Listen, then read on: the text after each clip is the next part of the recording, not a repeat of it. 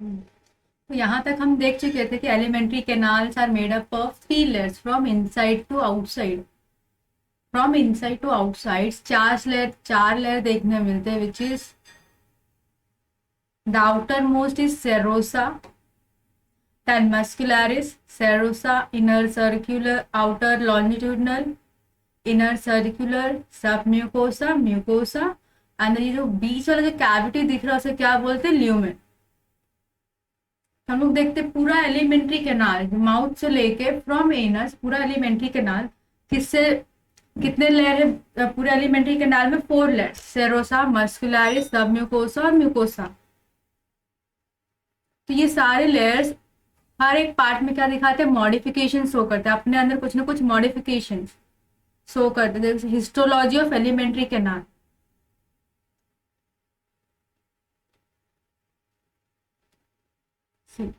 This is the histology of alimentary canal.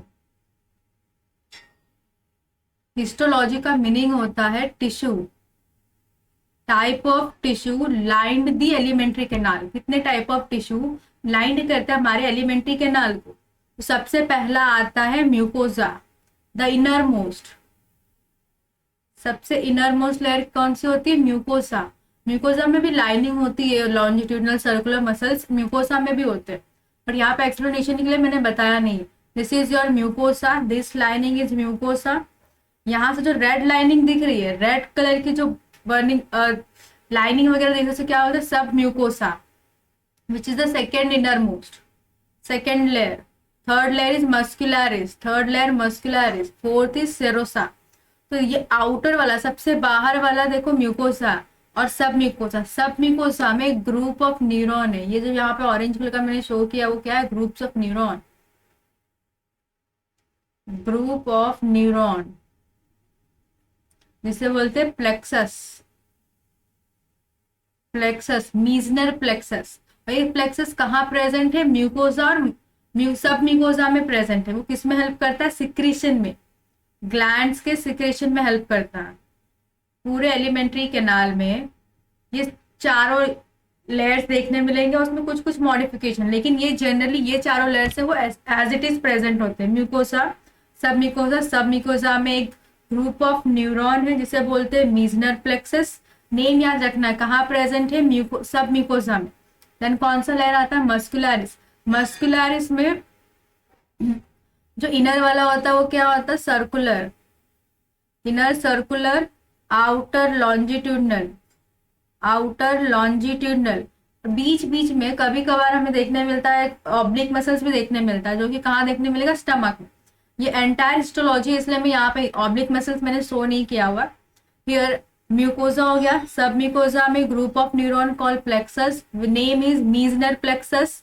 सब mucosa के बाद मस्कुलरिस, मस्कुलरिस में जो इनर वाला होता है सर्कुलर, आउटर लॉन्जिट्यूडनल, और इस मस्कुलरिस में लॉन्जिट्यूडनल और सर्कुलर के बीच में एक ग्रुप ऑफ न्यूरॉन देखने मिलता है जिसको बोलते हैं मायंट्रिक प्लेक्सस, मायंट्रिक प्लेक्सस और ऑरबैक, मायंट्रिक और Auerbach plexus. And the last one is serosa. तो ये पूरा चारों लेयर्स पूरे एलिमेंट्री कैनाल में प्रेजेंट है। अब ये अलग अलग रीजन में अलग अलग मॉडिफिकेशन शो करते हैं, just like in stomach.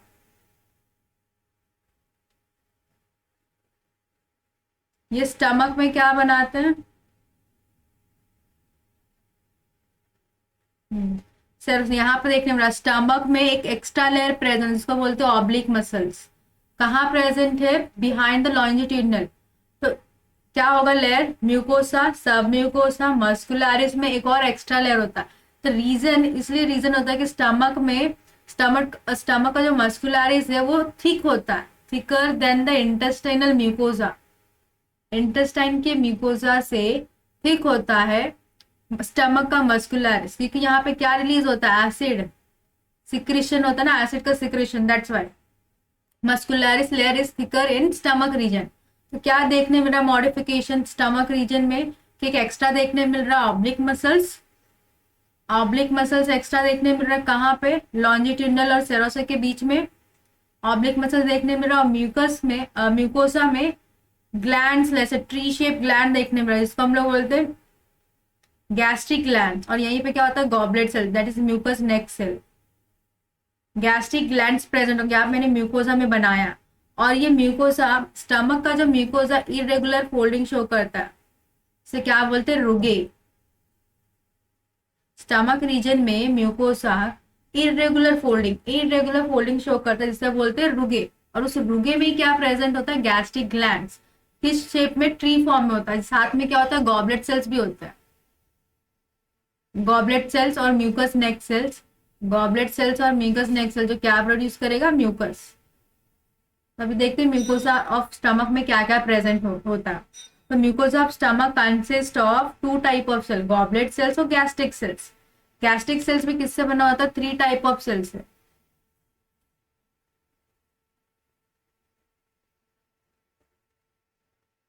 Gastric cells are also made up of 3 type of sales.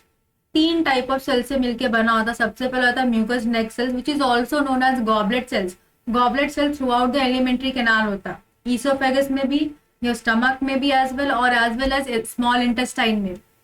Oxyntic cell और पैराइटल सेल, ऑक्जेंटिक और पैराइटल सेल्स एक ही सेल्स को बोलते हैं। ऑक्जेंटिक और पैराइटल सेल्स क्या रिलीज करता है, HCl और कैस्टिल इंट्रिंसिक फैक्टर। ये ऐसा फैक्टर है जो किसको एब्जॉर्ब करता है, विटामिन B12। विटामिन B12 को अगर ऑक्जेंटिक सेल और पैराइटल सेल्स डैमेज हो गए तो इससे क्या होगा, डेफिशिएंसी ऑफ विटामिन B12। और deficiency of vitamin B12 leads to pernicious anaemia. Pernicious anaemia ये डिजीज होती है जिसके अंदर डेफिशिएंसी ऑफ ब्लड होता है, अनीमिया। और लास्ट कौन से सेल से बनता है, पेप्टिक सेल, चीफ सेल और zymogen cells. Peptic cell, chief cell और जाइमोजेन सेल्स को ऐसा क्यों बोला था, क्योंकि ये कैसे इनएक्टिव फॉर्म में प्रेजेंट होते हैं। तो पेप्टिक सेल क्या सिक्रेट करता है, पेप्सिनोजेन। पेप्सिनोजेन, कभी भी किसी के लास्ट के वर्ड में जेन या प्रो आए, दैट्स मीनिंग होता है कि उसका किस फॉर्म में, इनएक्टिव फॉर्म में। तो pepsinogen, peptic cell release pepsinogen और प्रोरेनिन। प्रोरेनिन सिर्फ किस में देखने मिलता है, इन्फेंट में। यहाँ पे ये नोट याद रखना है कि रेनिन, REIIN वाला रेनिन है जो कहाँ रिलीज होता है, स्टमक में। और एक रेनिन होता है जो कहाँ रिलीज होता है, किडनी में, वो सिंगल एंड वाला रेनिन है। तो यहाँ पे कंफ्यूज नहीं होना। पेप्टिक सेल्स क्या रिलीज करते हैं, 2 टाइप ऑफ इनएक्टिव और इनएक्टिव एंजाइम्स और प्रोटीन, पेप्सिनोजेन और prorenin. Peptic cells, gastric cells are made up of 3 type of cells, mucus neck cells और गॉबलेट सेल्स। ऑक्जेंटिक और पैराइटल सेल्स, ऑक्जेंटिक सेल्स क्या produce करेगा, HCl acid और Castle intrinsic factor which is useful for absorption of vitamin B12। और peptic cells secrete pepsinogen. Pepsinogen can be converted into pepsin which is the active form. Pepsin क्या है, एक active form है। और किसके presence में convert हो रहा है, इनएक्टिव से एक्टिव, HCl के प्रेजेंस में। pH क्या है, 1.8। तो जब भी HCl रिलीज होता है तो कौन एक्टिवेट होता है, peptic cells. Peptic cells activate होते क्या सिक्रेट करता है, पेप्सिनोजेन और प्रोरेनिन। तो पेप्सिनोजेन को किस में कन्वर्ट करता है, पेप्सिन में। प्रोरेनिन को रेनिन में। रेनिन किस में हेल्प करता है, digestion of milk protein. Digestion of milk protein जिसका नाम है केसिन। ये वो प्रोटीन जो कहाँ प्रेजेंट होता है, मिल्क में। तो इतना समझ आया। Modification of mucosa, mucosa stomach के म्यूकोसा में कौन सा ग्लैंड है, गैस्ट्रिक ग्लैंड्स और गॉबलेट सेल्स। किसमें हेल्प करता है, प्रोटीन डाइजेशन में। Pepsinogen, prorenin, Castle intrinsic factor, acid release होता है, इसलिए स्टमक का pH कैसा होता है, एसिडिक विच इज 1.8। और जो फूड प्रेजेंट होता है उस रुगे, जैसे इरेगुलर फोल्डिंग्स देखने मिलती है यहाँ पे। Here you can see this irregular foldings. यहाँ पे जो इरेगुलर फोल्डिंग दिखने में, जिसकी वजह से फूड क्या होता है, अच्छे से चर्निंग मूवमेंट बोलते हैं, अच्छे से ग्राइंड नहीं, पूरा मिक्सअप हो जाता है एसिड के साथ, एंजाइम्स के साथ। अच्छे से मिक्स होने के बाद उसे क्या बोलते हैं, काइम। तो ये रुगे किस में हेल्प करता है, चर्निंग मूवमेंट, ताकि फूड क्या हो, अच्छे से मिक्स हो जाए। तो जो वहां फॉर्म हुआ है, जो एंजाइम्स प्रोटीन के साथ मिक्स होकर जो यहाँ पे बनता है उसे क्या बोलते हैं, काइम, जिसका पीएच क्या होता है, एसिडिक। क्यों एसिडिक, क्योंकि स्टमक में क्या रिलीज हुआ है, स्टमक में रिलीज हुआ एसिड। सेम एक और देखने मिलता है कंडीशन, मैंने यहाँ पे बनाया हुआ है। अभी स्मॉल इंटेस्टाइन, स्टमक देखा, now we will go for small intestine.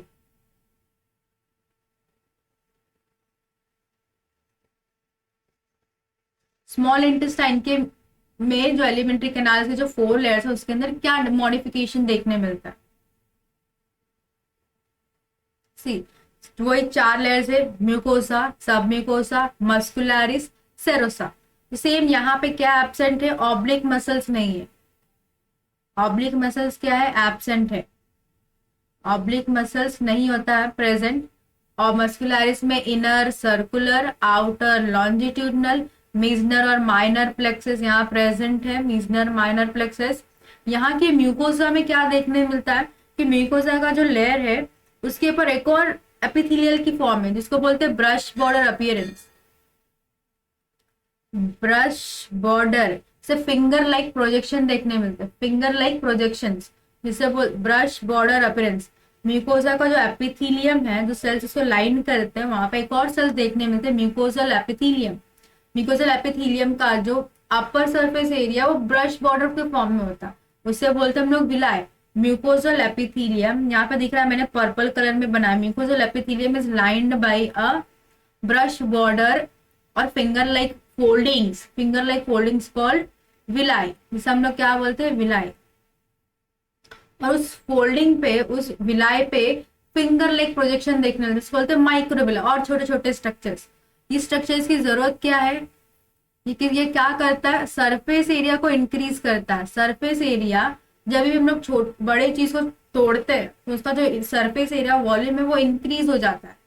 इसलिए यहाँ पे जो उसको छोटे छोटे पार्ट में कन्वर्ट करने का रीजन ये है कि ये क्या करेगा, सरफेस एरिया को इंक्रीज कर देगा। किस लिए, एब्जॉर्प्शन के लिए। तो ब्रश बॉर्डर अपीयरेंस।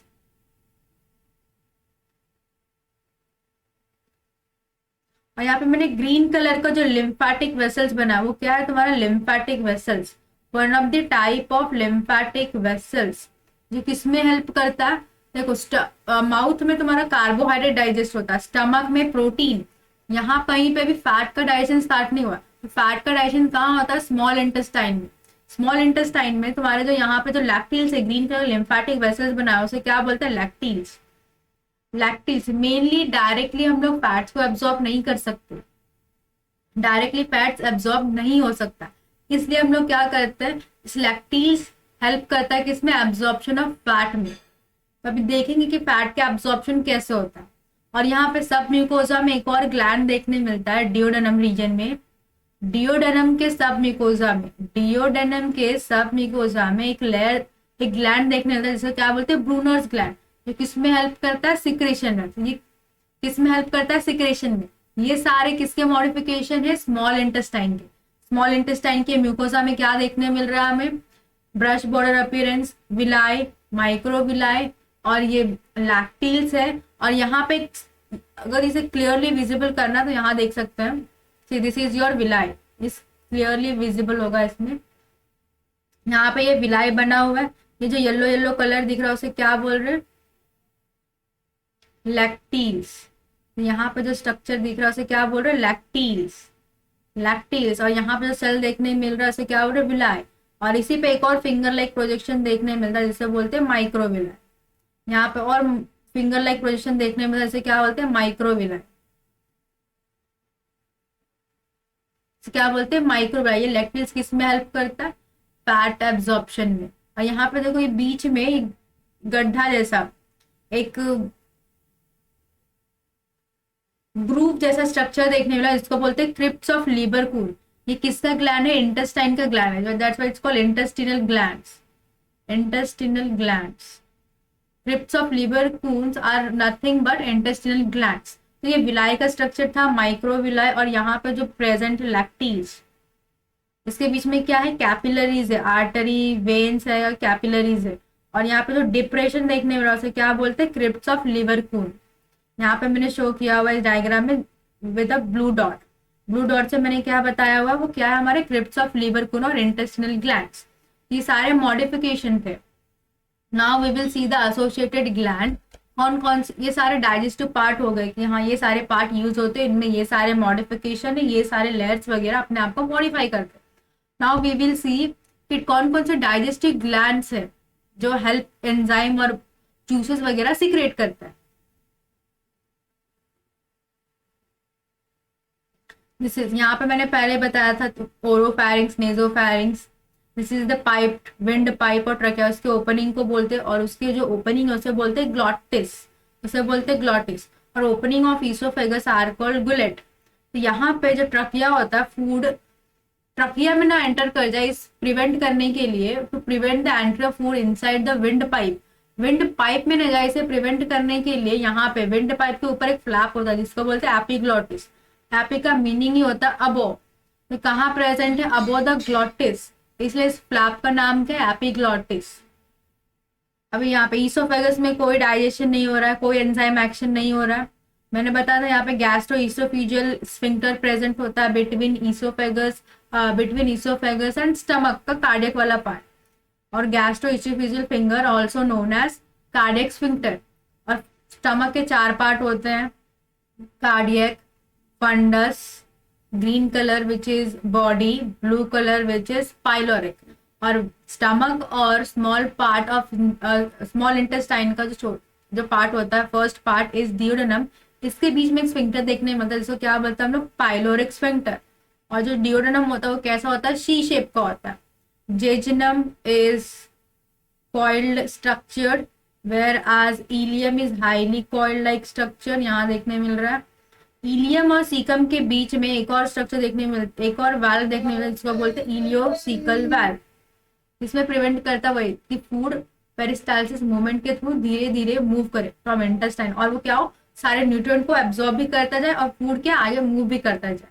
यहाँ पे सीकम को ब्लाइंड सैक बोलते हैं, मतलब एक तरफ से वो थोड़ा क्या है, पूरी तरफ से पैक है, एक तरफ से पैक है और एक तरफ से वो ओपन हुआ है, तो इसे बोलते हैं blind sac. This is your caecum. यहीं से क्या अराइज हुआ, एक थ्रेड लाइक स्ट्रक्चर जिसको क्या बोलते हैं हम लोग, अपेंडिक्स, जिसे क्या बोलते हैं, अपेंडिक्स। तो ये क्या है, एक तरफ से पूरी तरह बंद है, एक साइड से पूरी जगह से बंद है, और एक दूसरे साइड से क्या है, वो ओपन है। That's why our caecum are called blind sac like structure, blind sac like structure. Blind sac का मीनिंग होता है कि एक तरफ से वो पैक है और एक तरफ से वो ओपन है। अपेंडिक्स सबको पता है कि vermiform appendix which is a vestigial organ, इसके रिमूवल को बोलते हैं appendectomy. Appendectomy, removal of appendix. अभी कौन कौन से ग्लैंड एसोसिएटेड होते हैं, सबसे पहला ग्लैंड आता है हमारा liver, liver which is the largest endocrine gland in human body, largest endocrine in the human body, exocrine, largest exocrine gland. Liver is the largest endocrine of exocrine. Sorry.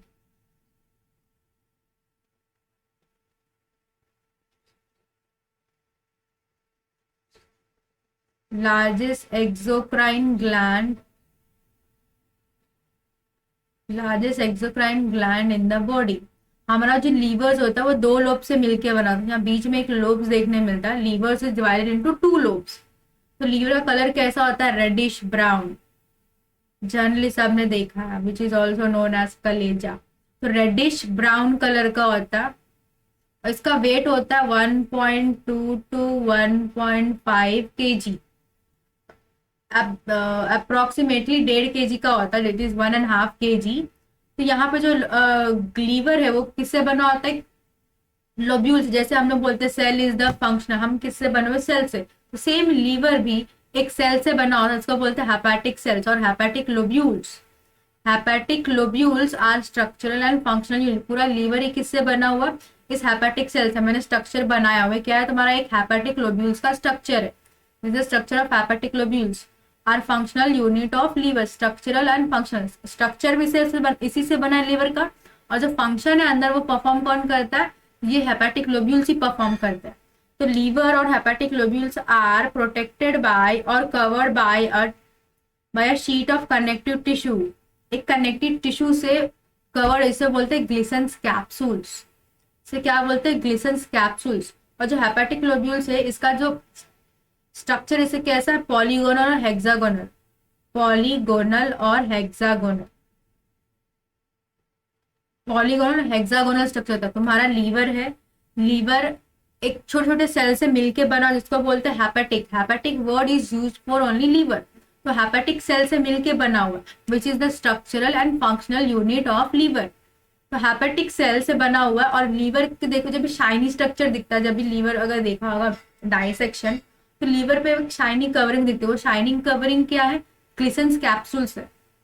तो अभी देखते हैं हम लोग हेपेटिक लोब्यूल्स। हेपेटिक लोब्यूल्स बना हुआ है, यहाँ पे जो ग्रीन कलर का दिख रहा है उसे बोलते हैं बाइल डक्ट।